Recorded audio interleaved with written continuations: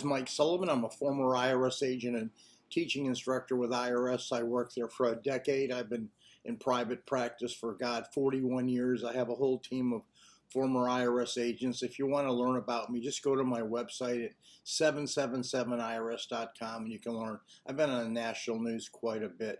You know, the difference with us and other people is we kind of know what's really the truth. A lot of times you hear this garble that goes on, and people are selling themselves, and they really haven't worked for IRS. And kind of the truth, it's kind of become salesy to them. And what we try to do is just give you the information, in fact, that you need. Matter of fact, some of the other people actually don't know the truth to start with. Anyway, I want to talk to you today about the statute of limitations. It's a real big thing. Many people know it's 10 years, but there's a caveat to that, and most people aren't aware of that. Most people don't tell you that because they want to make money from you in hopes that the statute is going to be over with in 10 years. But many times it's not, and this is the truth about the statute. Things extend the statute of limitations. If you want to know, first of all, where you are in your timeline, you can pull up an IRS transcript. Go to irs.gov and ask for your record of account transcript. With that, you can look at it, and then you want to look at the TC 150 date on that transcript, and it's 10 years from that date. But things extend the statute of limitations that you have to know. For instance, if you filed a bankruptcy, that extends it.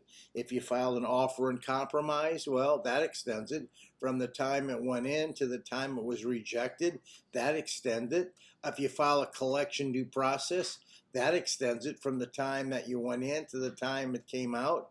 Also, if you're in litigation with the IRS, that extends it. Payment agreements many times can extend it for a month or so, but you just have to know there's certain things that extend the statute of limitations.